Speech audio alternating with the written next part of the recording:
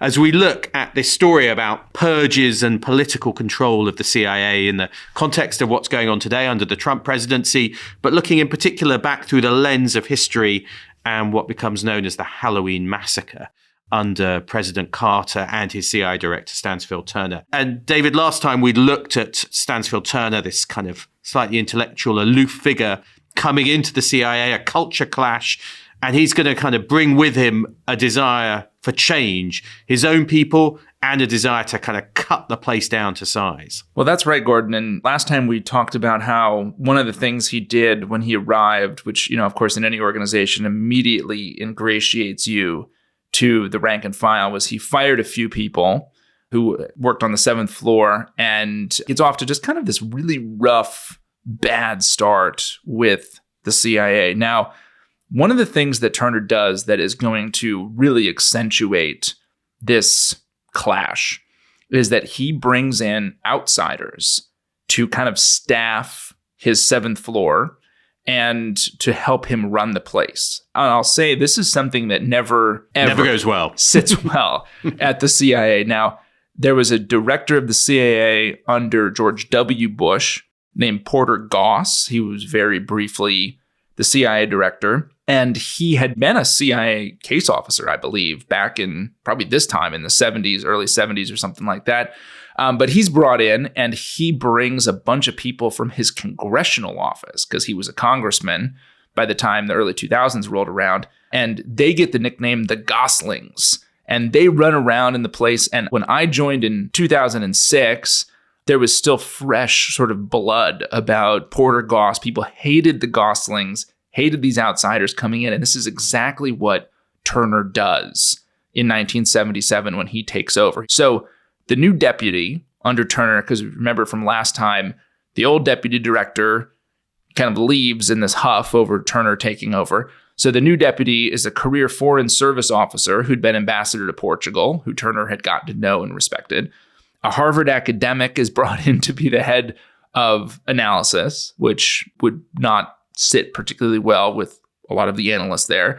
And then he brings in a bunch of Navy guys, nicknamed the Gang of Seven, who are kind of aides and other commanders. So he had been commander of sort of naval operations in Europe or in Southern Europe. He had been based in Naples. So he brings in a bunch of people from Naples to help him run the place. He installs a non-operations guy as the DDO, the director of the Directorate of Operations. Yes, that's a real sin.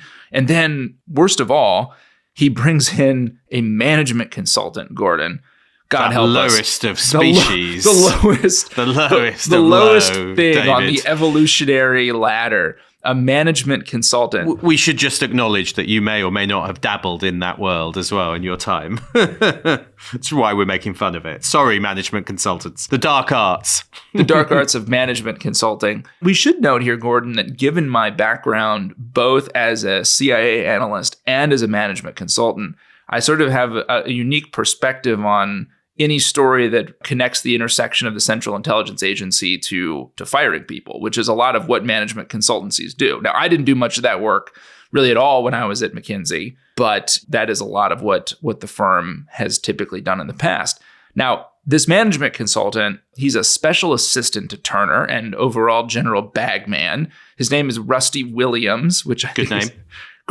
Great name. And he comes in really for particular ire by the rank and file in the Directorate of Operations. So Rusty comes in and is charged right off the bat by Turner with basically looking into the Directorate of Operations to come up with scandals and controversies and to try to understand if the DO was being run ethically. Now, remember from our last episode, Turner is taking over in the wake of Church Pike and all of these revelations about, sort of agency malpractice. And so what Rusty does is he goes and basically conducts a world tour to find instances, I guess, DO officers behaving badly, which of course is not popular in the DO. And one article said that Rusty was out running investigations on booze and sex play instead of foul play, and described his managerial practice is a vice squad approach to management. And in one case, Rusty goes out to the station in then Zaire, found that the COS was having an affair. The chief of station was having an affair with a Scandinavian flight attendant at an agency safe house. The COS is brought home and fired. So, again, management 101, I guess here, like, you're not really endearing yourself to the troops right off the bat. Yeah, although it does sound like a little bit of bad behavior from the troops as well. It might be the troops. You could make the case. What can you do about the troops, Gordon? The troops are the troops. You could make the case that there might have been the need for a little bit of clearing house and for the teetotaler Stansfield Turner to bring in a bit of order to this unruly shop of miscreants who are up to things with Scandinavian flight attendants in safe houses and using money, dare I say. But anyway, he's bringing in his outsiders. But he also wants to cut the place down in terms of numbers, doesn't he, as well? Yeah, that's right. So Turner, again, in his memoir, wrote that this is a great line, he just felt like there were too many people. You could just walk through the halls at Langley and feel that there were too many people. And, I think the reality is he was probably right? So the CIA in the late 70s is dealing with really a glut of officers who had come in or joined the agency sort of prior to and then during the Vietnam War, right? So there's potentially, and we'll talk about this a little bit later in the episode, but you could sort of potentially see some connection or parallel to the post 9/11 kind of hiring binge that the CIA and a bunch of other national security institutions went on today, although we'll cover some of the discrepancies between then and now in a bit. So you basically have a CIA that is staffed up with a lot of people who had been working with the military overseas, in Vietnam, Laos, Cambodia. They had been on these kind of war zone tours, and there's not a war on anymore, right? So you have maybe up to 1,000 operations and kind of paramilitary officers who had recently come back from the theater and who are more or less just kind of twiddling their thumbs. You have a lot of those people who are back. You have a kind of younger cadre of officers at CIA who have come in, not in the 50s and 60s, but kind of in the 70s, and who feel really stifled by all of these old timers really hanging on.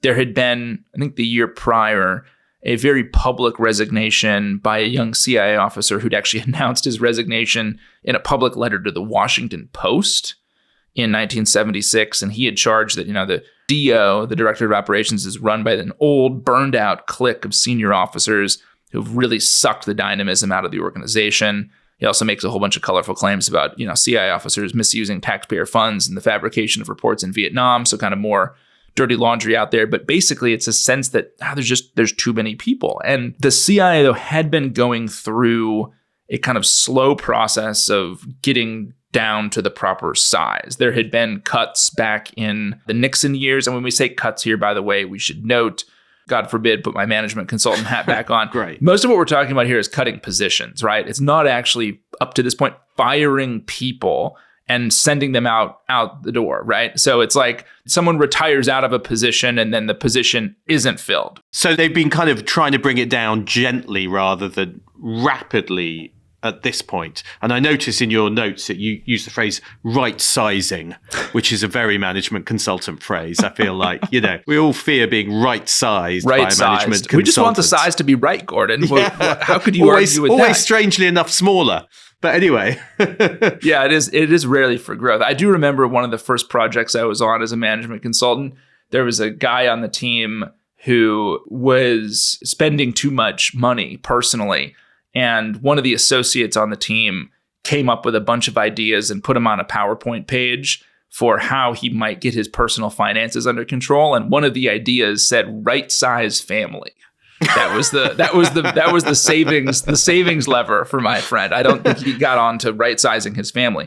But basically what Gordon, without getting into too many of the numbers here, when Carter took office, the DO, the Director of Operations, was maybe around 4,000 or so people. It was down from almost 8,000 at the height of the Vietnam War.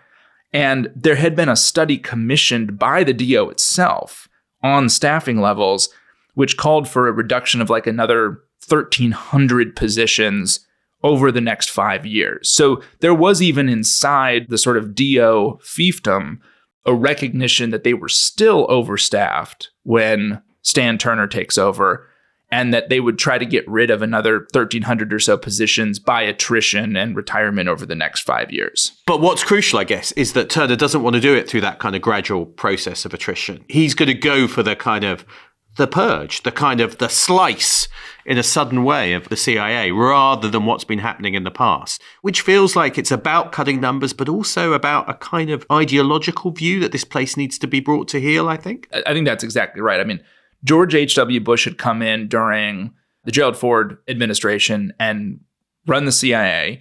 He had been presented with the same numbers and basically elected to do nothing with them because he felt like the CIA needed some help publicly. The last thing it needed was a director who was going to come in and make a whole bunch of cuts. Bush basically just ignores it. And by doing that, kind of endears himself to the agency, right? Turner, he is very stubborn and he wants to demonstrate that he can control the place as well. And so he decides that he's going to cut 820 positions, but not over 5 years, over 2 years. And basically the way the attrition is going to work, it's not going to be fast enough to accomplish that in 2 years. And so he is going to have to conduct a RIF, Gordon. What's a RIF? A RIF. Is this not a term? Well, a guitar riff, I think. A guitar riff. A reduction in force is what it stands for. And Turner calls it a bottom blow, which is a Navy People term. may interpret it as something else. Yeah, exactly. What is it in the Navy? What is a bottom blow in the Navy? Usually you have to pay double for that, but it's a Navy term for when you clean out the boilers by getting rid of all the slag that builds up, right? Okay. So Turner is sort of committed to this idea. This agency is overstaffed. There's too many people there. Clean out the stables. And this is what's going to be the Halloween Massacre, effectively. That's right. So Turner makes up his mind. He announces this in August, which is the quote you read in your Navy accent at the beginning of the episode.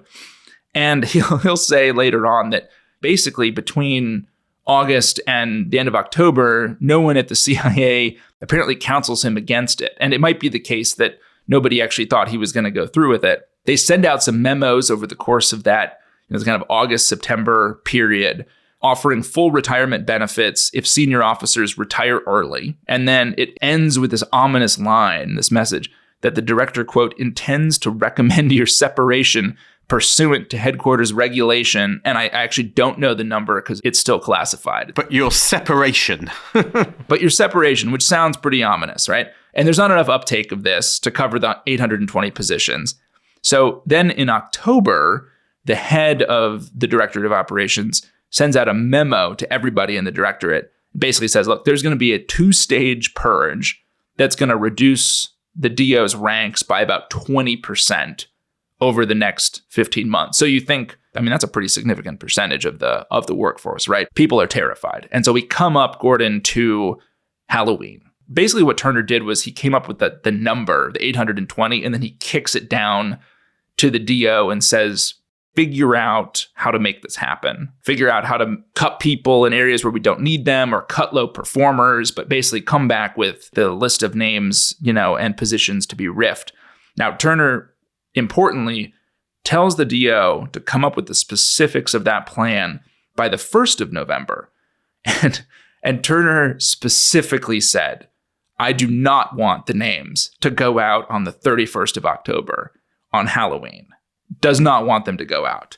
Because he knows it's going to get, he can see what's going to happen. You can see it. And what happens? They go out on Halloween. Which is surely someone screwing him over, basically. Somebody sends it out on Halloween. Which feels like people are trying to screw him over a bit inside the agency. There's no evidence of that, but that seems like a reasonable hypothesis. And it is instantly, like that day, memorialized as the Halloween Massacre. Because what seems to go out is a 2-paragraph note delivered by courier, it says, that basically says, it has been decided that your services are no longer needed.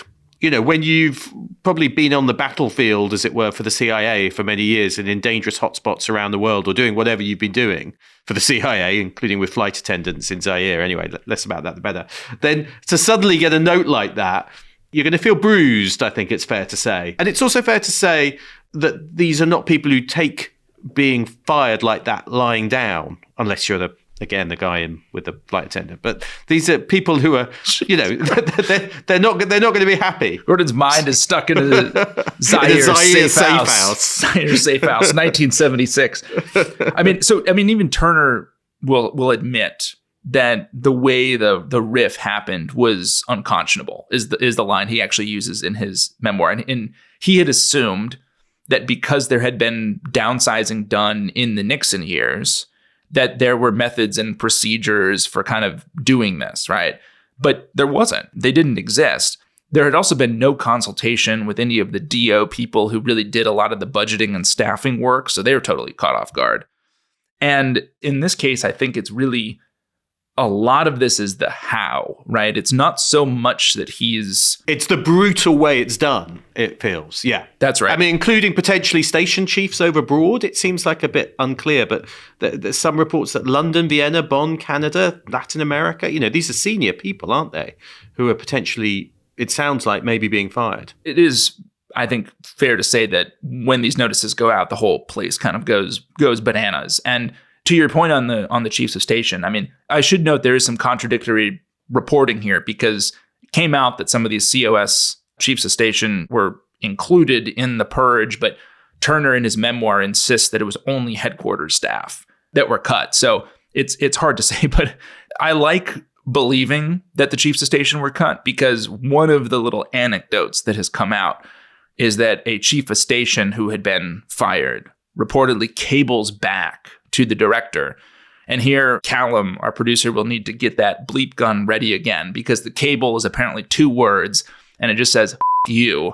And apparently the support officer who physically wrote the cable and sent it in added a line at the end that basically said, I know I'm not supposed to send this kind of language, but the chief of station's making me.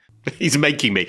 It makes it sound like he's got a gun to his head. Send this message to the director saying F you, because or else I'm going to shoot you. Well, and bulletin boards at this time are a thing around the CIA. So these bulletin boards pop up with anti-Turner messages, cartoons, poems.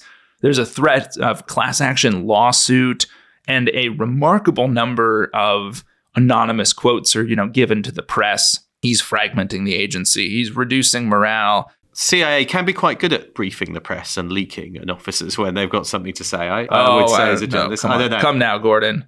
Now. I would say they know how to play the dark arts of using the media to get their message out. I would suggest, having seen a little bit of it myself. But Turner kind of fights back, as you'd expect. I like it in an interview, he calls the people crybabies. Crybabies, yeah. In one interview, he probably misspeaks or relative to what he wanted to say and creates the sort of vibe that everybody at CIA is a crybaby. And then like a week later, he's seated for another interview. And he singles out, he says, there's a person here who's being a crybaby. And the journalist who's doing the interview sees a typewritten note in front of Turner that has a bullet point on it reminding him to say one crybaby, not a bunch of crybabies. Even there's T-shirts that are being printed at Langley at the time that say "Armchair Admiral out," and being passed around. So there's like a modest rebellion at Langley after this. Then young analyst at the CIA, so not a young McCloskey, now an old McCloskey, but your predecessor, now a very old baby McCloskey, said that he encountered a security officer walking around the compound with a German Shepherd, which is not really something you see all that much. And he told the analyst that we think the director doesn't trust us. He's afraid he'll be assassinated, which again is like, I don't know if this is some kind of apocryphal thing or totally made up, but I will believe that it's true until the day I die, that Stan Turner thought he was going to be like killed during a leadership meeting by someone from the DO. The way this massacre, it's interesting, has been reported down through the years is that he fired 800 plus people. So Turner claims that only 17 people from the DO were actually fired. 147 were forced into early retirement, And then through normal attrition over the next 2 years, they got the remaining positions up to that 820 number. So he's trying to say that not that many people were actually kind of given their notice and fired. But, I mean, still, in mythology, this becomes a thing, doesn't it? And in terms of the anger and the kind of breakdown between a leadership and the agency, this does become a kind of really significant moment. And the fact is, it's still kind of referred to and spoken about today because of the anger and the bitterness that this causes when you've got a director trying to kind of impose his will on what he sees as a recalcitrant agency. That's right. I mean, the place is overstaffed, but this is also an effort on Turner's part to kind of bring it in line, frankly, with the way he wanted to run it. As he says, their empire, which was surrounded by a moat of secrecy, had been invaded by an outsider who they believed would never understand or appreciate it, and therefore could not properly change its ways. And so with the Halloween Massacre having taken place, the chainsaw being taken to the CIA, its moat being breached, let's take a break, and when we come back, we'll look at what that tells us about the CIA and President Trump and what might be happening today and in the near future.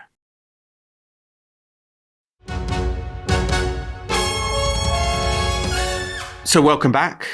We've looked at the story of the Halloween Massacre from the late 70s, a period where you had a president through his CIA director try and impose greater political control on a CIA which had been seen as a bit of a rogue elephant, a bit of a kind of part of a deep state of its time, perhaps, and a desire to kind of bring it down in size and bring it to heel.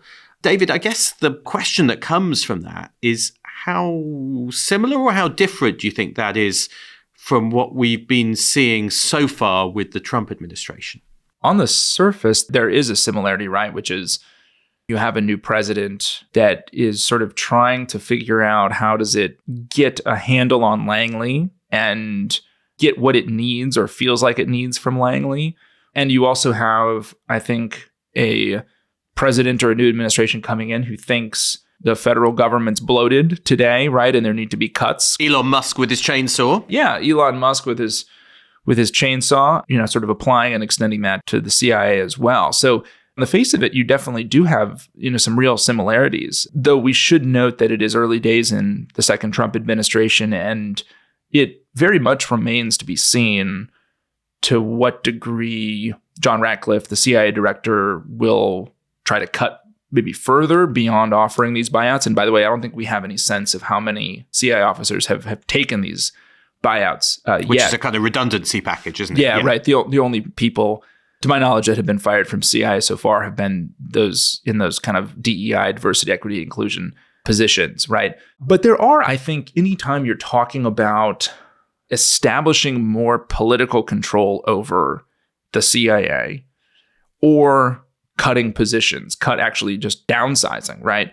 There are big risks to consider. There are things to think about here. And I think there's probably 5 big ones. And the first one, which is maybe obvious, but worth mentioning, is that if you, regardless of your thoughts on how big the federal government might be, how bloated it might be, and whether that applies to the CIA, if you fire people with top secret security clearances, you are always going to run the risk of potential recruitment by foreign intelligence services. I mean, this is the reason why many very senior CIA officers that I know, they'll say over the course of, decades-long careers, I mean, they barely fired anybody. And the reality of that is that you run this tremendous risk of creating a recruitment pool for the Russians, the Chinese, anybody who is able to understand who these people might be once they're let loose and to go after them for recruitment. Disgruntlement plus top secrets equals danger. And I mean, I think both the CIA and actually MI6 have seen that in the past with some officers. So yeah, that's one. And I think I'll just bring up this list of probationary officers again, right? These are officers who are in the first couple years of their tenure at the CIA. That list goes down to the White House. It's got a first name and a last initial on it. If down the line, a number of those people are let go, let's say, potentially. It hasn't happened yet, but it might. Well, if I were a Russian targeting analyst or a Chinese targeting analyst, You don't have to be that crafty or intelligent to come up with a way to sort of connect. You could use LinkedIn, you can use other social media to sort of connect those names to find people of like, oh, this is somebody who was fired from the Central Intelligence Agency. Let's go see what they're up to, right? So that's one. I think two, and it's related to this probationary point and also just stalling hiring, is when you do these kind of cuts, the CIA has this very sort of binge and purge relationship with hiring. I mean, we talked about it in the Halloween Massacre episode with this absolute binge in Vietnam era hiring. And then all of a sudden on the back end of it, you're left with a whole bunch of people, right? Well, the CIA kind of does something similar. And the reality is, if you start to cut just like the incoming people, as an example, well, I mean, you're sort of cutting off your pipeline of fresh recruits, right? They bring a vitality and energy to the organization that you desperately need. You're not necessarily getting rid of the worst people. You're getting rid of the new people, which has definitely got risks, yeah. And it probably takes 7 years, I mean, is what I think senior officers would say, 7 years to get a new person in to be a full performing analyst or case officer. So if you cut people off halfway through that process and leave a lot of people up kind of at the upper ends, you're not doing this in a targeted way. You could see a world where maybe some of your better talent actually gets let go, right? So that's the second one. There is a third point here around morale, which is a big one. You know, and as we saw with Stan Turner in the Halloween Massacre, if you come in and your sort of day one mission gets filtered down to the workforce as cutting staffing, you might be acting with the full support of the president, right?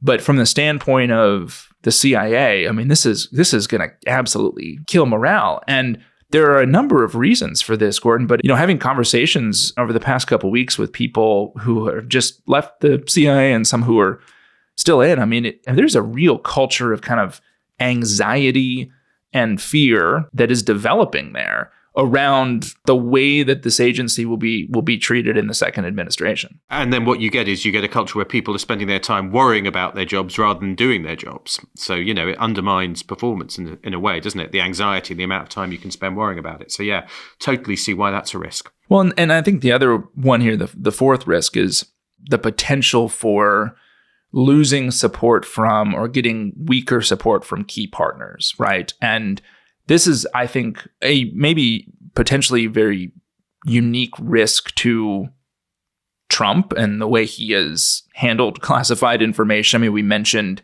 in the past episode the incident in the first administration where I believe he ended up sharing like Israeli liaison information on the Islamic State with the Russians. There's just sort of a more freewheeling attitude or sort of treatment, I think, on his part to classified information. And also, we should say, the way that, I mean, we're recording this in February of 2025. I mean, we are looking at a world where policy change on Russia-Ukraine is pretty stark in comparison to, well, let's say, Gordon, your government.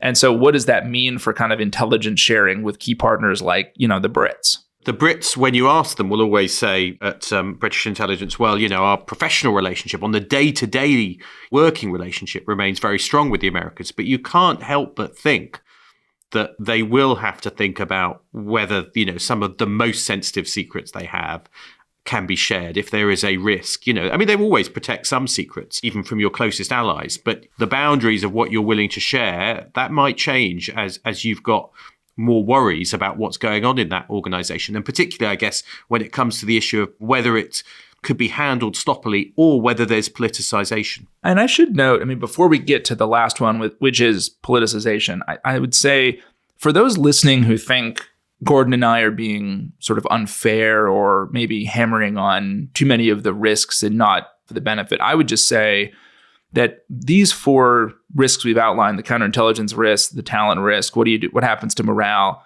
I think it's possible to downsize or right size, Gordon, to use the consulting, to trim a workforce in a way that mitigates those risks, right? I mean, you could conceivably manage this in a way that would actually potentially improve the effectiveness of the Central Intelligence Agency, right? Because it would be my assertion that in any massive organization, any massive bureaucracy, and probably public bureaucracies more so than massive private corporations, that there is going to be a bunch of kind of waste and redundancy and things that don't make sense and that are out of step with the reality of, in the CIA's case, the kind of mission in the world. So we're not coming out and saying, look, the CIA is at a perfect size, resources are being allocated perfectly. That's not at all what I'm saying. What I'm just saying is anytime you're going to go and cut, you have to think about these risks and sort of mitigate them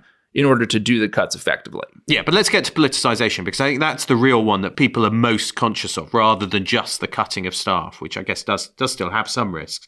And that is the idea that what's going on is the agency is being brought to heel politically, not just in terms of size, but there is a message going out, you need to be loyal. And, the talk was that people were going around and being asked, what's your view of who won the 2020 election? What's your view of January the 6th? Are you on board politically? And that is a different thing, which is a kind of a political control over the Central Intelligence Agency, which I guess is not what it's there for. It's there to kind of speak truth to power. Although also, as we've talked about in past episodes, it's also there as the kind of arm of the president, isn't it, to do things as well. There's maybe a tension between those two things. The politicization conversation is the hardest one to have, because I think the reality of how it happens is subtle in many cases. It can be hard, very hard to really substantiate it if you try to go back and prove that it happened. And also, I think, weirdly, it is, of all the risks that we've highlighted, probably the most insidious, right? Because if you go back to the Halloween Massacre for a second, right? If Stan Turner had come in and said, look, there's a particular set of Carter policies that we're all going to get behind, and he had at the same time sort of dangled this threat of staffing reductions simultaneously. Well, all of a sudden you realize you've created a bunch of incentives inside the organization to pull punches so that you're not seen as opposing the policies or contributing a piece of information that's going to make it harder for the president to implement their policy. So you have an agency that's going to be sort of fearful of actually communicating reality to the president. And that is very hard to measure that. And it's the kind of thing where that kind of fear can get into the organization really, really quickly. You get a kind of self-censoring partly, don't you, where people are not putting stuff up. Political pressure is very rarely someone saying, you will say this, but it's people not saying something that they could say. And it's also, I spent a lot of time looking at the Iraq WMD story in both the US and the UK, and there's a kind of parallel there, isn't there, where people knew the political direction of the administration and of the British government, which was to go to war and for Britain to go to war with them. And so they basically decided not to put up information which might challenge that and to look for intelligence which would support that policy. And so what you got was a kind of a groupthink and a lack of challenge around the intelligence on weapons of mass destruction because they were following what they thought was a political direction. And again, it's your point about it being subtle rather than people saying, hey, go make something up or go find me this to justify that. It's a slightly more subtle process, but it does kind of carry risks, particularly at the moment, I guess, when you've got a dangerous and uncertain world and you've got, whether it's Russia, Ukraine, or whether it's kind of the Iran nuclear program and what's happening with that, where you can imagine there are political priorities which people are going to be very aware of. And then their question is, what kind of intelligence do they bring to the table, whether it supports that or maybe undermines that policy? We should be very clear that right now we're talking about the general risks of a new administration coming in and saying, look, we're going to get more political control over Langley, right? A risk of that is politicizing the intelligence. We, as of yet, just a month into the second Trump administration, I don't think have a lot of crunchy information yet to suggest that there's sort of a full-throated effort underway to do that. But maybe just to kind of walk one of these cases through a bit just to see how kind of damaging politicization can be if it takes hold is let's imagine you had a CIA director who understood either implicitly or explicitly from the White House that there were certain types of information that they just weren't interested in seeing or interested in showing to the president. We've talked about Russia in this, episode. I think you could probably make the same case that there could be intelligence about Israel. There could be intelligence about Saudi Arabia that just sort of doesn't jive with the way the president wants to think about or talk about the world, right? And oftentimes it can be an appetite that there not be bad news or complicating news brought into the White House that's going to mess up a policy or complicate a policy. And the CIA director in this kind of hypothetical scenario could say, look, I want to see everything on this subject before it gets disseminated, right? And then you sort of can push that down through all your various aides and staff and hangers on, right? To go out into the bureaucracy and to kind of make sure that as reports move through the organization, right, that it gets to senior officials on the 7th floor who can have a look at this stuff before it really gets disseminated. The really explosive stuff, right? The stuff that's going to mess up a policy or frustrate the president, right? As we talked about with that cable coming out about the Iraqi insurgency. I mean, that's going to, send President Bush through the roof, right? And so get rid of this guy who's putting this stuff out. Yeah, it gets filtered out and the people get moved out. In the CIA, it's called NDing something, non-dissemming something. So you can have a source, the station, wherever they are, in Baghdad or in Moscow, put something out as a draft. And you could have a senior official look at it and say, ooh, non-dissemm this kind of stuff, right? So it doesn't take that much to kind of kill the stuff in a bureaucracy. I mean, you can also imagine a world, Gordon, where that stuff isn't even put out to begin with because it's not going to make it through the chain. So why bother putting it out in the first place? Yeah. And I mean, it's one of the things that you'll hear about the Russian system, interestingly enough, is that stuff doesn't get up to Vladimir Putin if it's going to upset him or if it contradicts what he thinks, for instance, about whether, an invasion of Ukraine in 2022 was going to be successful or not. And the risks are you then make bad decisions because you have got imperfect information. I guess as we come to an end, we should say that we don't know quite what's going to happen next. It is early days and we're going to be keeping an eye on it. And, I'm sure we'll come back to some of the kind of stories of the past that reflect on this, like Iraq WMD and maybe Lab Leak and things like that, but also keeping an eye out for any news stories. And just a reminder as well to those listening that if you've got any kind of questions, if you've got suggestions, things you want us to look at or talk about, please do get in touch. The rest is classified at goalhanger.com.